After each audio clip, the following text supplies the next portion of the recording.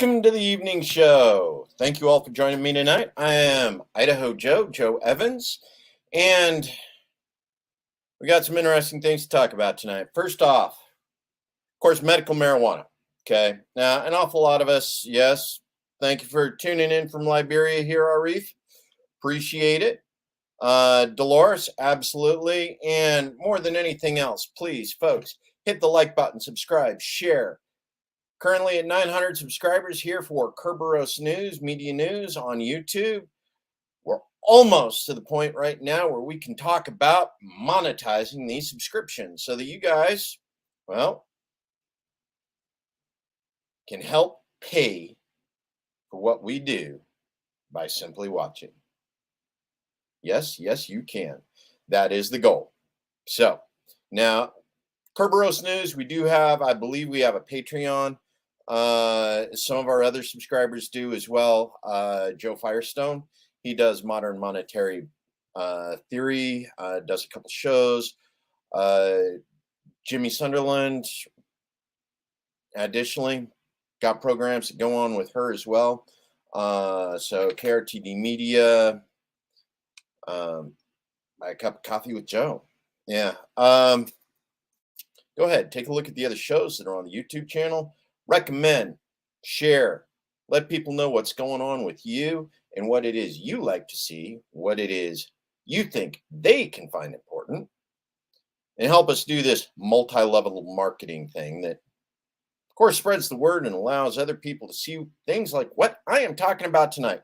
Okay, now that I've rambled on enough about the things that you need to do to make us a success, let's talk about things that are going on. Medical marijuana in the state of Idaho. About 2 weeks ago, we went through the process here in the state of Idaho. Yes, we did, in order to start the process. Okay. That's an interesting topic. We may actually get to that this evening. Remind me as we clean up some of the other details, but that's actually an extremely good topic.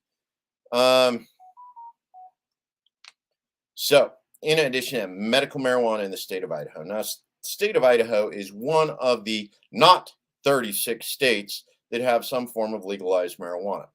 Whether we're talking recreational, whether we're talking medical, whether or not we're talking some other level of performance associated with medical marijuana or marijuana cannabis in general.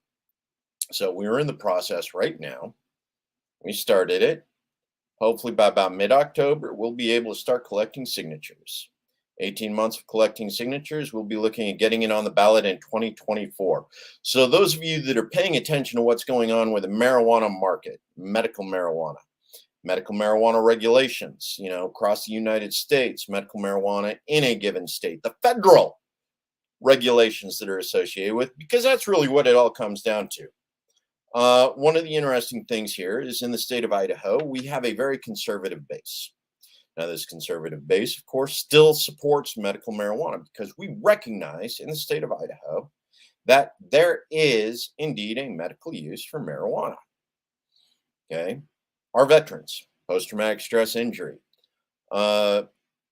sexual trauma survivors, also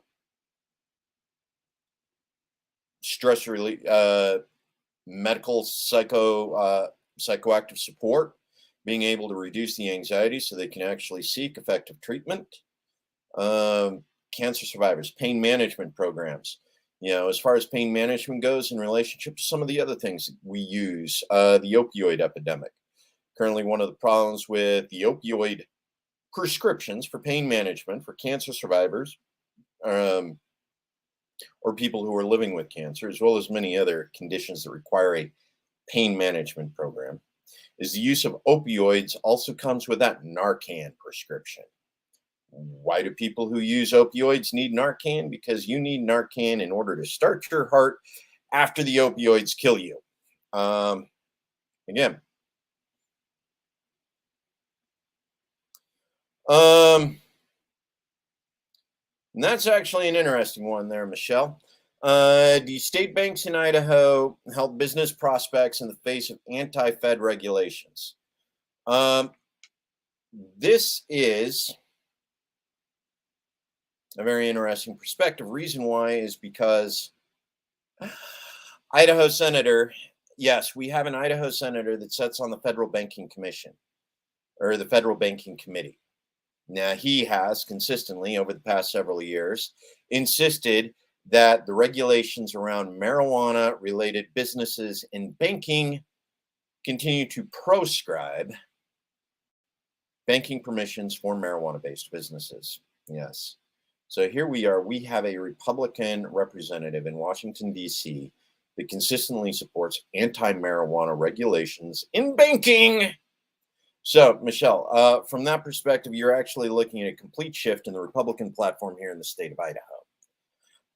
Until certain key individuals are actually replaced, even if we do legalize it for that here in the state, we're still looking at the problems of federal prohibition preventing banks from actually conducting business with marijuana dispensaries here in the state directly, which means they'll have to use intermediaries to convert cash into actual money. Yes, welcome to Money Laundering 2024. It's going to be interesting, especially as things develop. That's one of the reasons why, as a whole, the United States of America, yes, regardless of what state you're in, needs to vote for candidates that are in favor of lifting the banking restrictions on marijuana related businesses here in the United States. Because until that happens, yes. So get out there, pay attention to who in your district that you actually can vote for: Republican, Democrat, Libertarian, Green. Or in the case of Illinois, the actual marijuana party. Yes. Minnesota. I'm not sure which one it is. We actually have a third party in one of the states. It is called the Marijuana Party, and they have run federal candidates, and they've actually done pretty good overall. Federal candidates, they've been one of the most successful third parties in three-way races, actually generating as high as 10%. Yes. Imagine that. Minnesota. Yes. Atlanta. Minnesota. The Minnesota Marijuana Party. The MMP. Yeah, the Minnesota.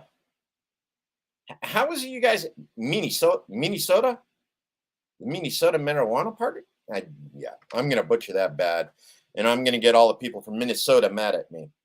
But yes, Minnesota Marijuana Party has actually been one of the most successful third parties in recent history, generating as high as 10% of the vote in three-way races for federal seats, federal recognition, FEC controlled campaigns. So from that perspective, get out, vote. You need people in Washington that support banking for marijuana-based industries. We need to legalize it so that we can get rid of this high cash windfall for criminal behavior. There's actually two, because one is the Marijuana Now Party, and there's another one. They actually started up two parties in Minnesota related to marijuana activism, and they're running both as third parties. I don't know whether they've gone through the effort to actually combine them yet, or whether or not they're still running as independent marijuana parties. But yes, Marijuana Now Party is one of the pro-marijuana parties in Minnesota. And yeah, if you could, Lana, absolutely check. And again, pay attention to your campaigns, pay attention to your candidates. And this goes back to dump the incumbents, folks. Thank you, Brandy. Thank you for joining us. More than anything else, we need to dump the incumbents, because it is the incumbents that continue to make sure that these laws that prevent the medicine that is kindest to our patients, whether they're suffering from post-traumatic stress-related injuries, whether it's cancer recovery, some other sort of stress-based, anxiety-based, social disorders, marijuana continues to be, cannabis continues to be, CBD continues to be some of the best, naturalist, and least expensive medication for many of the conditions that currently affect many Americans across the United States. So get out, support Marijuana Now Party. Also, if you get the opportunity, go out. We got Normal out there. Yeah, I can't remember what they are. Marijuana Policy Project, MPP. Go to them. Look, see what states you can support, which candidates you can support in your area to make sure that legal marijuana, medical marijuana, is legalized, and we can start the process of the decriminalization effort so that we no longer have to face the restrictions necessary with the medical marijuana programs. And absolutely, Brandy, get out there, take care of yourself. More than anything else, medical marijuana card, getting access to medical marijuana, whether, even if you're using part of the recreational program in order to bypass certain regulations, if you need it, use it responsibly. If you are a temperate user that uses responsibly for medical purposes, look for the education, support those people in your community that continue to deal with that.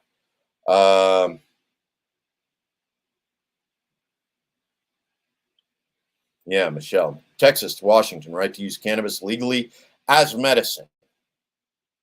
Yeah, and that's really what it's about. The right to use it legally as medicine. There's lots of things out there that we use as medicine. It's regulated, it's controlled. Every pharmacist, they got the regulations associated with what they can sell in what quantity and to who. We should not be regulating plants. That said, we need to make sure that people are properly educated on the proper use of the plants, because really we don't need people running around eating arsenic and other things that are actually deadly. We want to make sure that people understand the proper uses of plants for their medicinal purposes.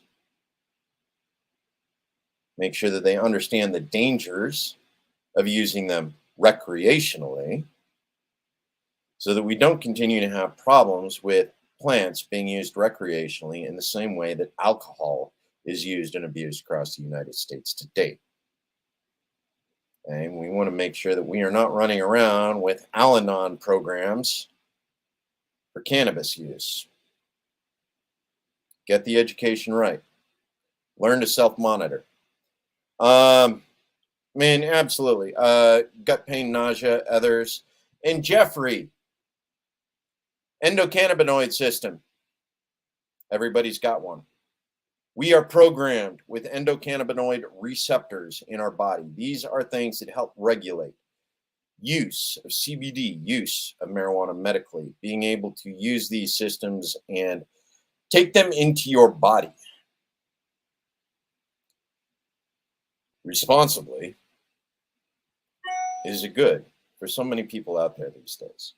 There are actually people out there who are not capable of producing their cannabinoids themselves, which means they're dependent upon the environment to provide them. We have created an environment devoid of the cannabinoids that our body actually needs to self-regulate for many people. Now we can go on and on about all of this stuff. There you go. Sample ballot. I'm pretty sure that was meant to be grassroots, not crassroots. But yes, legalize cannabis and legalize marijuana now.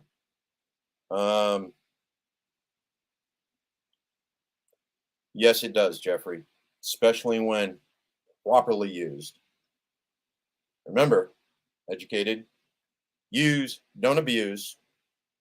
It's a philosophy. If you want to support efforts in the state of Idaho, kindidaho.org. Yes, KIND, Idaho.org. Go ahead and get a hold of them, figure out how you can donate. They got the website up. Pay attention to what's going on in the state of Idaho. Now, grassroots. Legalize cannabis. That's actually ironic. Grassroots movement selling or legalizing grass. That was they did good with that one. They really did. As far as multi-tier wordplay, uh, that particular group, their punnery is exceptional. And thank you, Sandy. Reminder, go ahead and share. Now, the next thing that we want to go ahead and cover tonight. Give me a moment to go ahead and figure out what it was we were supposed to cover. I did that last week. I got going on a particular subject, and I ended up forgetting completely what it was that I'd actually planned on talking about. So I'm going to try and be a little bit more diligent today and make sure that I actually cover the topic in which I told you I was going to cover. Yes. Sorry for any of you getting the feedback back on that. So depopulation. Depopulation is trending on Twitter. Why is depopulation trending on Twitter? Well, there's actually a couple good reasons for that, and most of them really are not good. Currently, we're going through a number of different processes across the United States and in basically every major advanced nation in the world. And most of that is revolving around the process of reducing consumption. We're asking people to reduce the use of oil. We're asking people to reduce the use of food. We are asking people to reduce the use of energy. And we're creating focus on green technology, as well as changing our dietary habits. Now, a lot of this is interesting because the people who are going to be affected most by a lot of these trends, the leadership in first world nations, it's going to be the US, NATO, Europe, basically those countries, those nations responsible for making sure the International Monetary Fund, the IMF, is well funded, are in the process of attempting to create manufactured scarcity around the world. And now this means anybody who doesn't know how to grow their own food will be forced to pay more for the food that they allow to be available. This continues to be a problem across the United States as we look at more and more what's going on. In the Pacific Northwest, we're looking at a reduction. They're planning on blowing 4 hydroelectric dams along major rivers in the Pacific Northwest. Now, these 4 hydroelectric dams provide a significant amount of money. In addition to that, they're actually going to turn off one of the nuclear facilities. Now, they don't have backup plans for the amount of energy this is going to be lost in the process of removing those hydroelectric dams as well as turning off the nuclear power plant. Yeah, you actually bring that up. Look out for seed banks owned by Well, it's not even Monsanto anymore. Monsanto is non-existent. We still continue to use that, but Monsanto is now wholly a subsidiary of Bayer. So when we step back and take a look at what's going on with Bayer, the seed banks that are owned by them, the proprietary intellectual property rights associated with those seeds, the patent on life that we've allowed to exist in the United States, and in essence, an international law, because the United States is not the only one that has allowed Monsanto and now Bayer to own patented seeds. But we continue to look at what the process. Yeah, Lana, Bayer, as in aspirin, Bayer, as in the German company, Bayer, as in the company that originally created morphine. Now, actually, they created heroin. They were the ones who learned how to create heroin from opium in order to create a specific kind of medication. The same process that they used for heroin was what they used to create aspirin, the salicylic acid. Uh, Long history in that long process. The process of criminalizing heroin simply because of what it did in relationship to everything else that was going on. Yeah, so Bear owns food, owns medicine, and they own the chemicals that poison the food, that force you to need the medicine to regulate the damage done by the poisons that they use on your food. Yeah, you see a cycle there of a manufactured need, a manufactured crisis, to which they have the answer for, and they will charge you dearly. More and more, we see the point in growing your own food. Now, it's actually interesting. There was a recent article or a recent series of grow your own. The idea that if you had a half acre and a garden and 35 chickens, you would be able to sustain yourself and up to 10 other families from that, at least with enough food security. Now, there are issues with this, of course. 35 chickens in a single location represents a significant amount of nitrogen. Yeah, chicken poop. It is high in nitrogen, and unless you're growing plants that have a high nitrogen requirement and you are properly processing your nitrogen poop plant, yeah, um, there are some problems with that you need to be aware of. There are ways. There are lots of YouTube channels out there that talk about self-sustaining conditions, being able to grow your own food in your own area effectively. Um,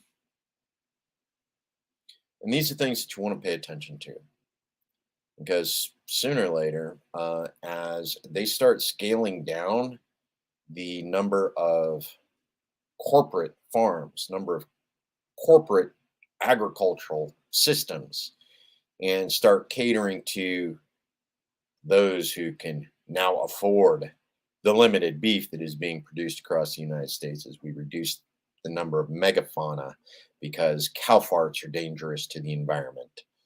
Um, yeah.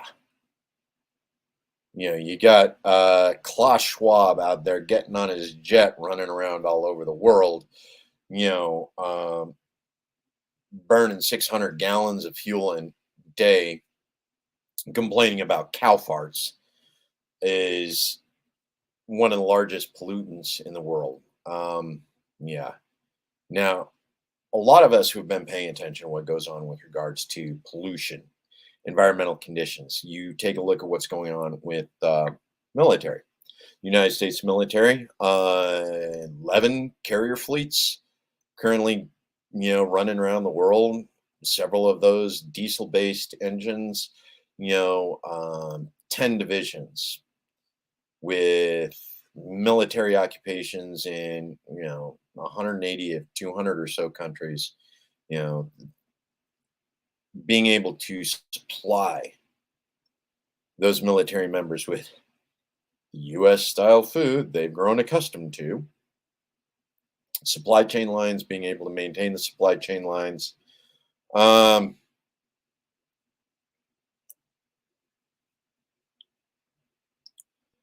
Not really.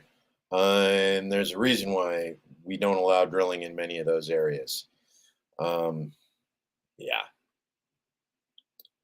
um I'm assuming that was intended to be crossovers into petrochemicals. Well, essentially, Bayer and Monsanto was the extension of what was going on with the Rockefellers. The Rockefellers made all their big money when they got in, when The U.S. government broke up Standard Oil into the 5 subsidiaries so that there wasn't a monopoly on oil in the United States. Ironically, it was the monopoly on oil that created the wealth of the Rockefellers and allowed them to invest in other things, such as petrochemical-based um, medicines, petrochemical-based food procedures, agricultural procedures. You taking a look at what was going on with Franklin Delano Roosevelt, FDR. 1930s when we were going through the Dust Bowl, this entire process of automating the farms, being able to take uh, agriculture, the megafauna, oxen, mules, horses off of the farms and replacing them with tractors. Uh, Automating the process so that you were using, Model Ts as generators in order to conduct certain automations on the farms in the US, all leading up to World War II. So there was this entire time where we were in the process of shifting US agriculture into a new paradigm of automation, petrochemical based farming, whether that was through the engines that ran the machines that tilled the farms, or whether it was in the chemicals that we used in order to make sure that the plants that we wanted to grow weren't competing for nutrients in the soil with weeds. Um, there was this entire process going on, and it developed clear up into the 1970s, the Green Revolution. Um, yeah, that's an ironic concept because 1970s, this was the epitome of the Green Revolution. We had learned how to develop agriculture in some of the most uh, desolate places in the world. We were using petroleum based agriculture in order to develop Afghanistan at the time. Yes, we were. Imagine that. US exporting the technology in order to green the deserts of Afghanistan.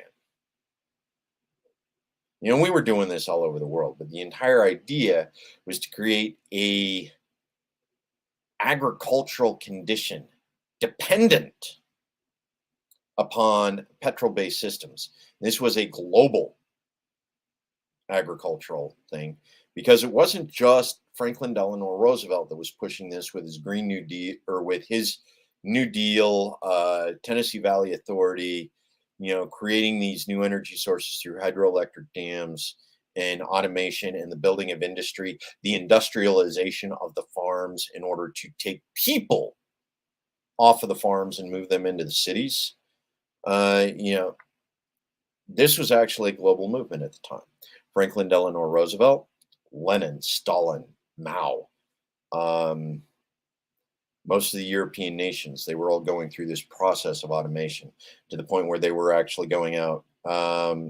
Yeah, Michelle, complaining about the rice farm tech being just given away. But the thing is it wasn't being given away. The technology was being created to create a dependency upon the oil, the petrol-based chemicals and fuel. This goes back to the whole Kissinger doctrine. You know, um, control the oil, control the nation, control the money, control the world, right? Control the food, control the people. The whole Kissinger doctrine of foreign policy, which is coming home to roost right now because the IMF and the dollar is currently being devalued at an incredible rate. And here we are looking at this situation. The embargoes, yes, embargoes creating this dependency upon back and forth, back and forth. We're looking at these trade embargoes where certain nations that refuse to adopt the petrol-based agricultural systems, that created the dependency upon the oil and on the machines that industrialized the farms around the world.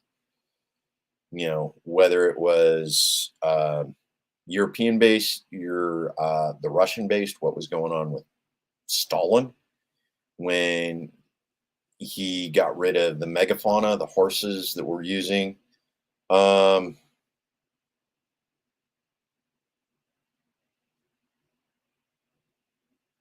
it's interesting, Von Waller. I don't think that actually relates to our conversation here, but that's nice to know. Thank you. Um, you know, rice farming, the embargoes, continues to be a problem here in the United States. Now, what that comes down to is now the entire world is dependent upon these chemical-based agricultural systems, globally.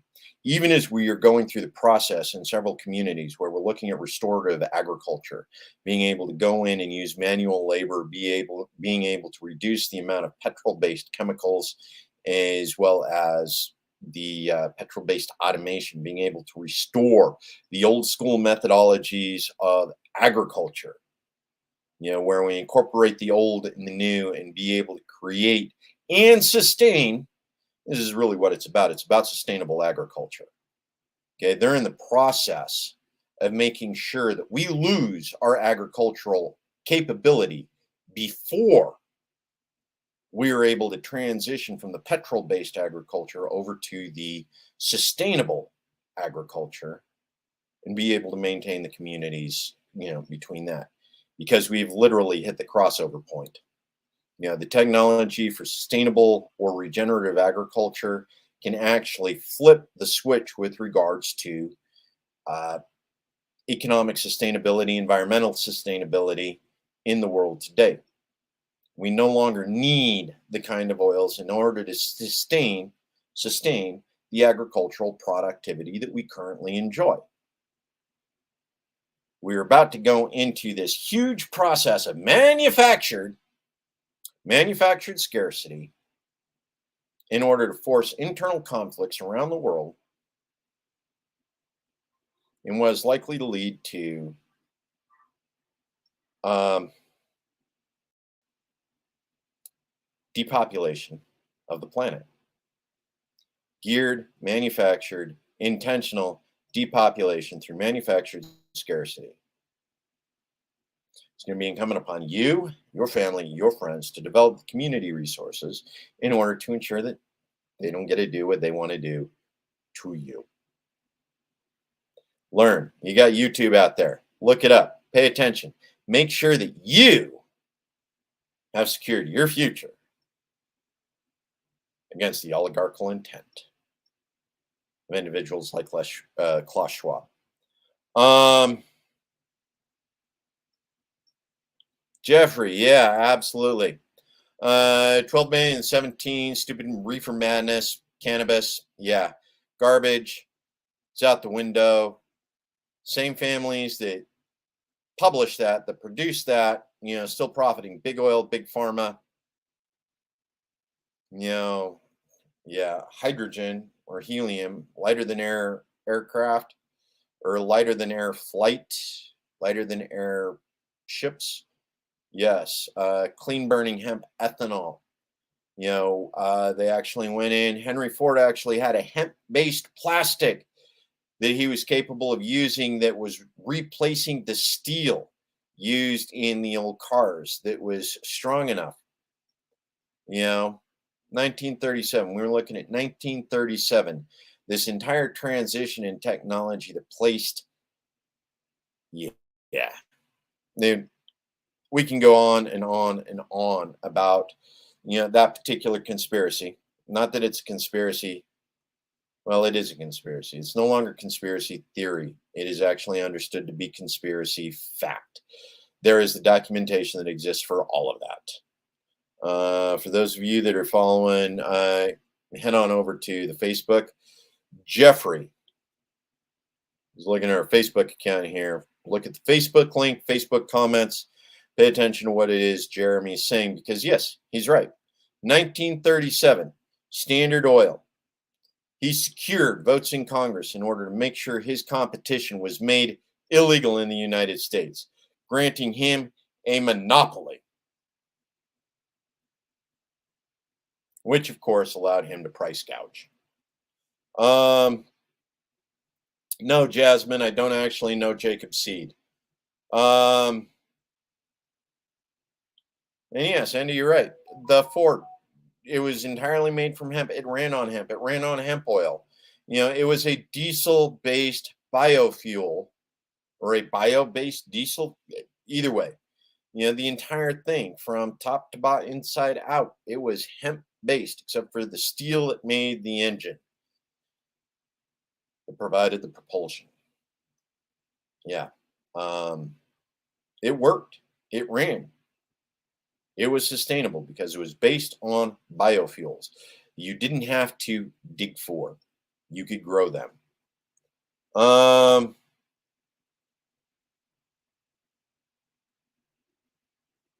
yeah, Jeffrey. It's good research.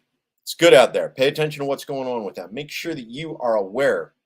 Yeah, hemp, it's one of those plants. God gave us every seed of herb on the planet for our benefit. Cannabis, marijuana, use it for your benefit. Use it for our benefit. Um, and yeah, Getty. Getty, one of the Rockefeller cronies, convinced him to go. So, depopulation continues to be an issue. Secure yourself, secure your family. Yes, because that's really what it's about. Secure yourself, secure your family, secure your community against the manufactured scarcity that they are currently threatening us with around the world. Yes, bioweapons, global nuclear warfare are methods they can still use to depopulate us. Don't let manufactured scarcity be one of those. Learn to take care of yourself, learn to take care of your families. Start a garden. Call your homeowners association and tell them that you are going to start growing food in your front yard. Get rid of those bad water policy front yard lawns. Grow food, not grass. Well, you can grow that kind of grass because that kind of grass is good because that kind of grass is medicine. Grow food, grow medicine. Don't grow lawns. Take care of yourself, take care of your family. Now, let's go ahead.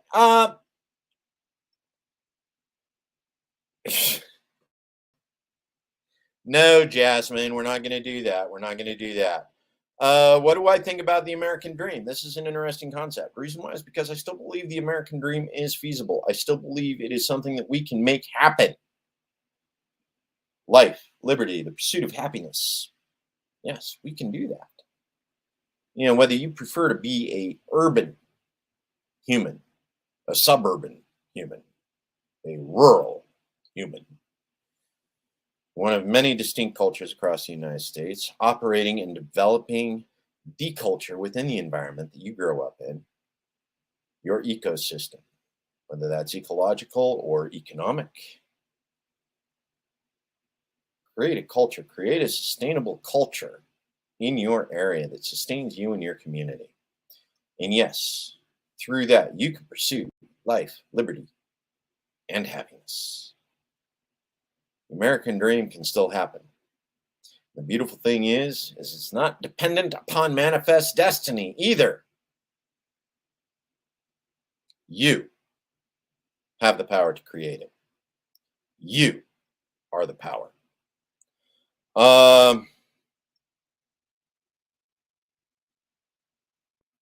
Yeah, I have no idea what's going on. So let's go back here to Michelle. Okay, I'm at 40 minutes, so I still got about 20 minutes that I can work on these things. Okay, let's talk about carbon sequestration through deep injection wells. This is an idea. Reason why is because we've managed to popularize the concept that carbon creates global warming gases, heat retention gases that are increasing the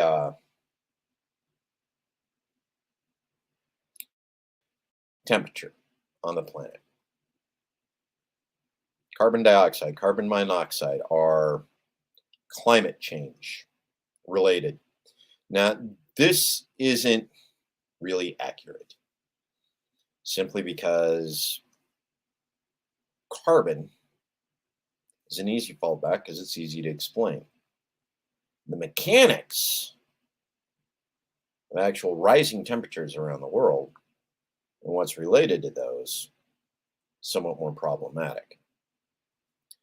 The thing is, we talk about carbon sequestration. How do we actually put carbon into the earth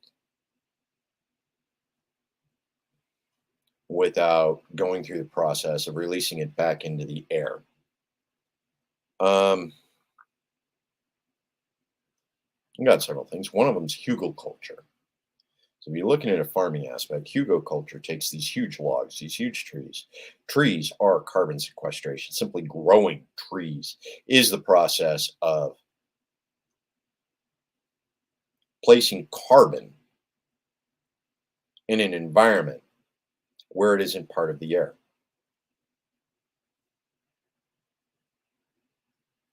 Yeah, that's a good question there, Swag Master. I have no idea what it is you're trying to say. Um, so carbon sequestration. How do we go about handling that? Oh, Sandy. Okay. This, let's go ahead and give you a little shot here. Yes. All you actually see is the my favorite niece, which I like. I like being able to see the my. There's my, you, my power. You have your power. I have my power.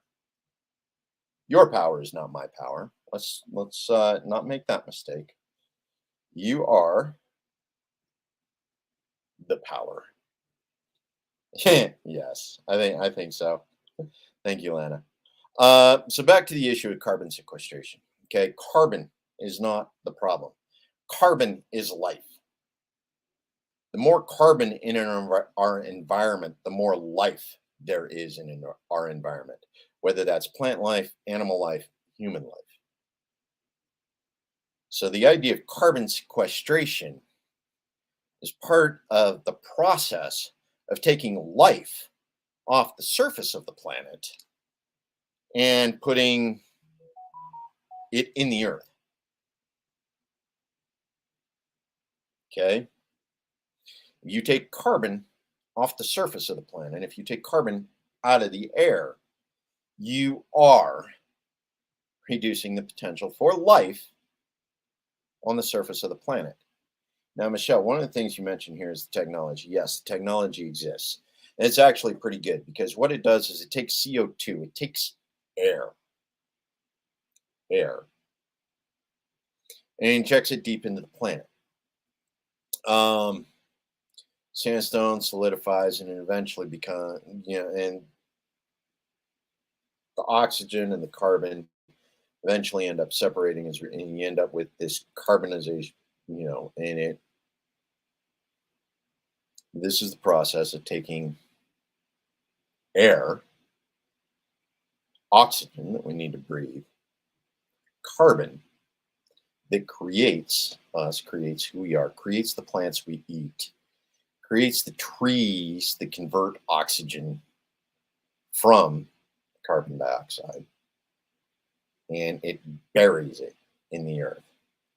Now, part of the reason is because all of the carbon we've taken out of the earth, and this is oil, this is petrol based, this is, all the dinosaurs, that we have pulled out of the earth and let loose into the air in the form of carbon monoxide and carbon dioxide, CO and CO2.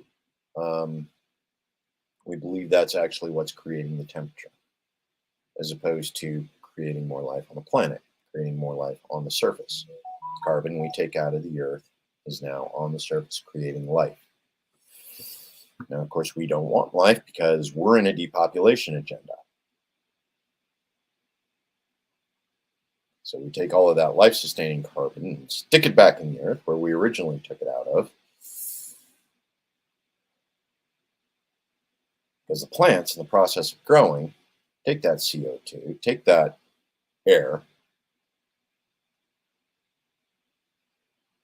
take the carbon out of the air, separate the carbon from the oxygen in photosynthesis, then use the carbon as building blocks for the plants that we eat while releasing the oxygen that we breathe back into the air. We don't need to inject CO2 into the planet.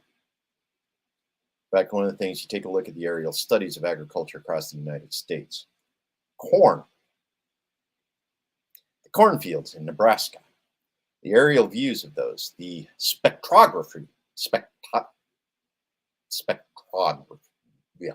Anyway, you take a look at it, and what they have is aerial imagery.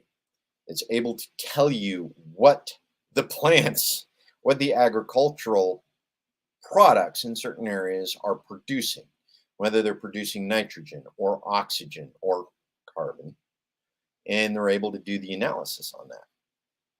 Currently, the Midwest, all of those cornfields that we use to create ethanol, high fructose corn syrup, Caro, all those things that generally aren't good for us. Those cornfield feed for our cattle. It's an agricultural product that goes into, we take the carbon, we turn it into corn, we feed the corn and the soy. The thing is those cornfields in Nebraska during key seasons are growing so fast and converting carbon dioxide into oxygen so quickly that spectrography of the cornfields from space, this is NASA-based analysis, literally the cornfields in the Midwest of the United States produce more oxygen than the Amazon forest does. Now, ironically, hemp. Let's go back to this issue with hemp here that you like to talk about, Jeffrey. Hemp. Hemp grows fast. Hemp is another one of those plants that grows fast enough that you can actually see the atmosphere change in proximity to it as it converts CO2 to oxygen, as it converts CO2 into protein, as it takes CO2 from the air and turns it into medicine. Hemp is one of those products capable of doing that, that is capable of sequestering carbon at such a high rate, it actually removes the need for us to go through the process of these carbon dioxide injections into the soil of the earth.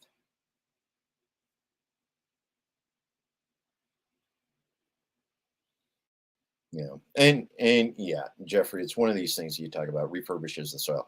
It actually goes in and cleans out certain poisons, certain toxins out of the soil.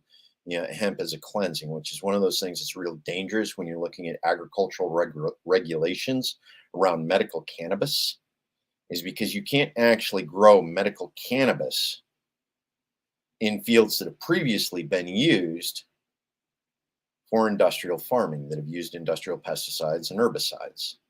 The reason why is because it will take those herbicides out of the soil, integrate it into the plant, and now it's in your medicine. So the effect of the toxins, it's just pulled out of the soil. So you got to go through a cleaning process of the soil from a regulation perspective in order to actually make sure that your marijuana is organic for personal and medicinal use. Welcome to that nasty mess. 50 years of chemical-based farming in the United States, Monsanto-based farming. DDT, Agent Orange, all the composites, phosphates, radioactive based fuel, yeah, continues to be part of this process. You actually have to go through a process of cleaning it. And part of that, can and does involve hemp. Hemp's capable of cleaning out the soil. And then, of course, you have to go through the proper disposal process to make sure that the toxins, the pollutants that hemp pulls out of the soil that you intend to grow your medical quality, your organic foods in, yes, um, aren't poisoned again in the process of destroying the hemp in question. Making sure that all of that stuff is processed in a way that's actually healthy. There's a couple good programs out there, a couple good organizations that have done that. They've done an excellent job at making sure that previously industrialized farm ground, that's used the DDT. Yeah, yeah. You weren't the only one, Lana. You weren't the only one. We had no idea at the time just how poisonous it was, how deadly it was, and the number of people right now that do not understand why they have cancer. Um, yeah, continues to be a problem. Um, so this goes back to the whole thing, the depopulation agenda, what we're talking about. Medicinal, making sure that your medicines are cheap and affordable and not being ran by a monopoly. Your fuels are affordable and not being managed by a monopoly, because literally you can grow everything you need to make a car and run a car, on 40 acres with a mule. And that's where we are. We have sustainable agricultural technology that makes sure that we are not dealing with an environmental crisis because of the manufactured scarcity of people who don't want 10 billion people sitting on this planet. And yeah, Deadly, the Germanic Coalition, you know, when you step back and you realize part of the reason why the Rockefellers wanted to make sure that we came in on the right side of World War II was simply because of the amount of technology that was being used for not good reasons, but it was going to expose significant amount of what was going on in the world at the time that was being used by U.S. technology and U.S. systems. Yeah. And I might, depending on how things go. Yeah. And really want to thank everybody for showing up today. I know we sort of got around to a couple of different key issues: environmental and economic impact, agricultural sustainability, and not just agricultural sustainability, but agricultural, economic, and ecological sustainability, creating a world that can sustain the population we have right now as we take what we have and get ready to move into space, the final frontier.